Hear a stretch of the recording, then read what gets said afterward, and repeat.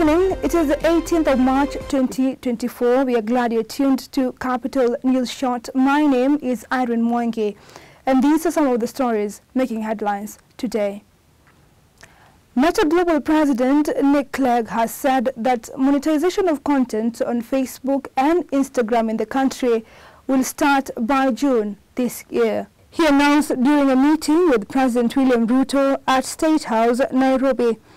Ruto, who was hosting the Facebook management team on monetization, welcomed the move, which he said will allow content creators to be able to earn a living by producing original content. Kenya will now join Egypt and South Africa, which have been the only two countries in the continent which has a Facebook creator program.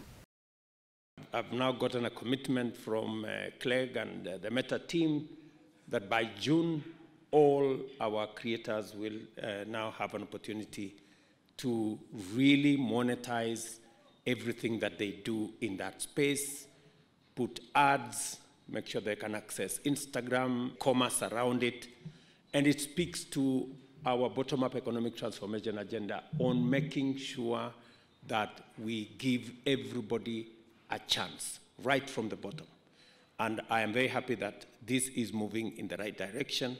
I want to encourage Meta Group. If we can do it before June, somewhere in the middle here, it would be a very welcome surprise to many of these good people. As you can hear them speak, they are very eager. They are already in that space. And the very positive thing I keep hearing from the people in the digital space, they keep telling me, you know, we're going to make this much money minus tax. It's going to be so much. I'm very happy that everybody is now becoming conscious about making sure that we pay our taxes, because it's the only way we can sustain and maintain our independence as a country. Elsewhere, Interior Cabinet Secretary Kithure Kindiki has ordered arrest of hecklers in presidential functions amidst functional conflict within the ruling United Democratic Alliance. Kindiki issued the directive in an early morning meeting with Kericho County as he embarked on an extensive tour, taking him to 7 counties on Monday. The directive followed heckling incidences during rally-styled presidential functions during President William Ruto's visit to Kericho. Rival functions reportedly retained goons to stage hostile reception against targeted speakers who accompanied President William Ruto during his recent tour of Bomet, Kericho, and Narok counties. We have noticed with concern an increasing tendency of intolerance among political leaders, and we are asking political leaders to conduct their politics within the law, and they must maintain the peace in their political meetings. No person is allowed to disrupt public meetings, to use goons, to mete out violence and harass members of the public.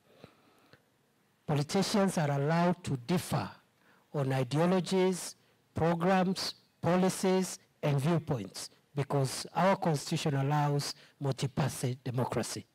However, no politician of whatever stature is allowed to use violence, goons, and other criminals to harass, intimidate, or incite the public against each other.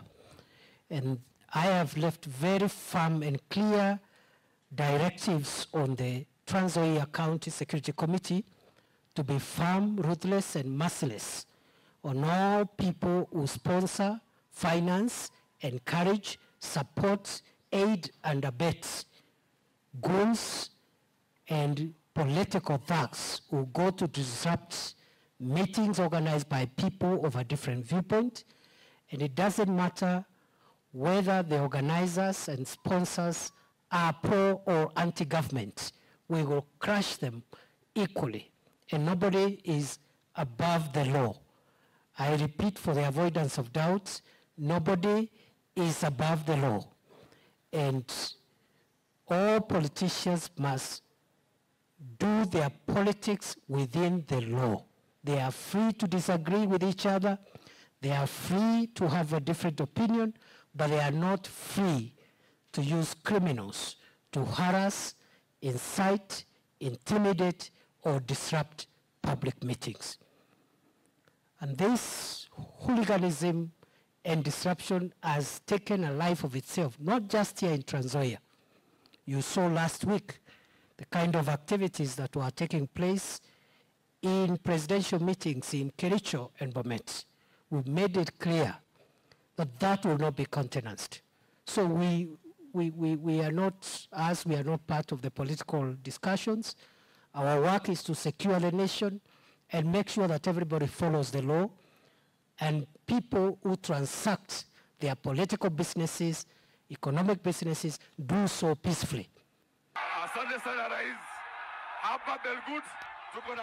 Deputy President Rigathi Gachagua on Sunday read the Riot Act to Rift Valley leaders, asking them to stop the wrangling and focus on service to the people. Mtu yeyote atakosea rais wangu heshima, tutakosana.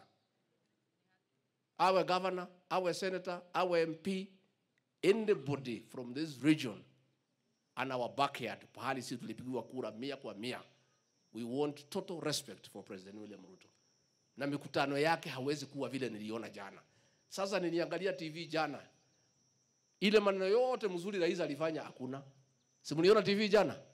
Ile naoneshwa ni vita na kelele. Ile mazuri yote ilikuwa imetulete imepotea. Let us be very, very careful.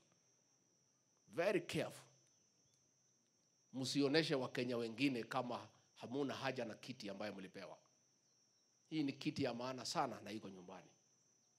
And the only way to show the people of Kenya you appreciated their support ni kuwa na heshima katika sherehe ambaye inaongozwa na rais wa Jamhuri ya Kenya. Finally, Orange Democratic Movement Secretary General Edwin Sifuna says the party leader Raila Odinga is disappointed by claims that the 19-year-old party is likely to disintegrate when it takes up the African Union Commission chairman post in Addis Ababa.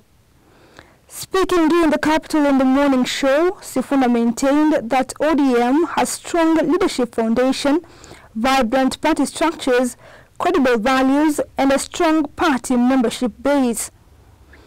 Kenya is preparing to launch a continental campaign after the African Union Executive Council dropped 2 key proposals that will have locked out its candidate for the Commission chairperson seat. The current chairperson, Musa Faki Mohammed, is from Chad in Central Africa and is deputized by Monique Sanzabaganwa of Rwanda from the Eastern Bloc. For us in ODM, there is no squabbling because ODM understands the hierarchy, the structure of the party. As SG of ODM, I have 4 bosses. 4 bosses. 2 deputy party leaders, 1 party leader, and the biggest boss of all, members of the party. If you look at the structure, the constitution of ODM, it says the membership of the party is supreme. Right. And I want to disclose on your show that it actually breaks Baba's heart when he hears people saying, without him the party will collapse. Because Baba has worked so hard over a period of almost 20 years. ODM is almost 20 years to build an institution. So you can imagine how networked this party is. Even in your village, Makbul, I can tell you who the chairman of ODM there is. Oh. So there are leadership. I don't know your village. It is an institution that has leaders from the grassroots all the way up. Right. And he himself has said that it would be very unfortunate if the party does not outlive him, because he has built leaders. We have deputy party leaders, we have chairmen, we have 15 governors, we have almost 100+ members of parliament, we have 500 MCAs elected across the country. That's all we had for you for Capital News Short. For more of these and other stories, log on to our website at www.capitalfm.co.ke.